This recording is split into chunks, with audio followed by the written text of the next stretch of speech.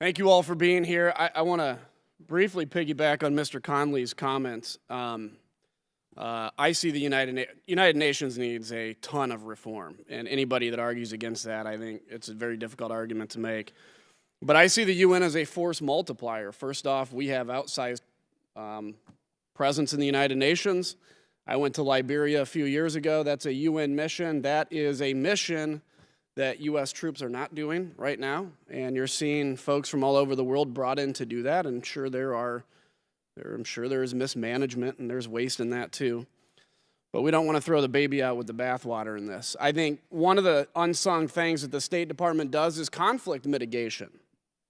We hear people talk all the time about, for instance, when it comes to security, the security apparatus has to be right all the time, and you never see where the FBI, for instance, successes are in unraveling a potential terrorist attack. I think the same holds for the State Department. When conflict mitigation occurs, which stops a war from happening that could ultimately lead to death of either the locals or in some cases U.S. military, as we have to go in and fix it, that's something that is never talked about.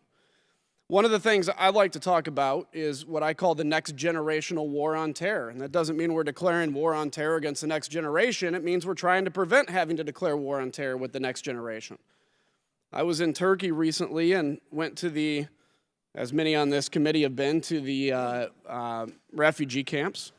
7, 8-year-old kids there that Turkey is doing their best, and host nations with Lebanon, Jordan are doing their best to educate these children, but it's a very huge strain on their own society.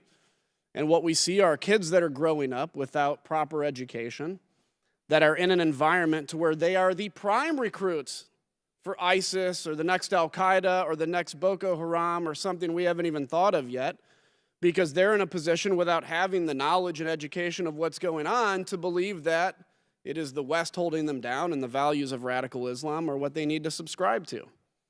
And I think it is completely short-sighted when we talk about just simply cutting the military, or cutting the State Department, but boosting the military. And I'll tell you, as a military person myself, I believe in boosting the military. In fact, I'd go $50 billion even beyond what the president has suggested. I think we need a $100 billion increase just to get us back where we should be. But I also think cutting the State Department makes our need to use that military far more likely. This is not a world anymore where we can put up walls, where we can, by the way, why would you need a military as big as we're talking about creating if we were just going to use it to defend ourselves? If everything outside of our shores didn't even matter, as what we're saying with this State Department cut, why would we even need a big military? We could have a military that's $100 billion that could defend us against Canada and Mexico pretty easily. So my question in that next, and I'll start with you, Dr. Pleka, when I talk about that next generational war on terror, when I talk about the fact that we can defeat ISIS, but our concern needs to be with the 7- and 8-year-olds in the region right now, can you talk to me, and maybe all three of you, if we have time, about what impact a 40% cut to the State Department would have on our ability to prevent the next war on terror? At the outset in our statements, I think all of us came out pretty strongly against the wisdom of a 28 to 31% cut at the State Department, even understanding that it was going to be plussed up with OCO funding, which it is, very substantially, beyond the scope of the cut. Look, this is something that none of us are going to disagree on. We have to invest in the future of the Middle East. We have to ensure that people have places to go back to. You can have an argument till the cows come home about how many refugees we're going to take into the country. We're not going to take 4.5 million Syrian refugees. Even I, who advocate taking a lot more than we are now, aren't going to take them. They have to have somewhere to go back to. And that place, unfortunately, for them right now is Syria. That means that we need to invest in the future of these countries. That's why when I hear people say that our values aren't things we need to talk about, and that nation building isn't something the United States is about, it doesn't make sense to me, even as a realist, because they need to go somewhere. If they don't go somewhere, they turn into exactly what you suggested. They're Al-Shabaab, they're Boko Haram. I will say, since you allowed me the mic, though, that not every UN operation is actually the most important or necessary operation, nor is it strictly necessary that we pay 28% of peacekeeping when in fact statute suggests we should pay 25%.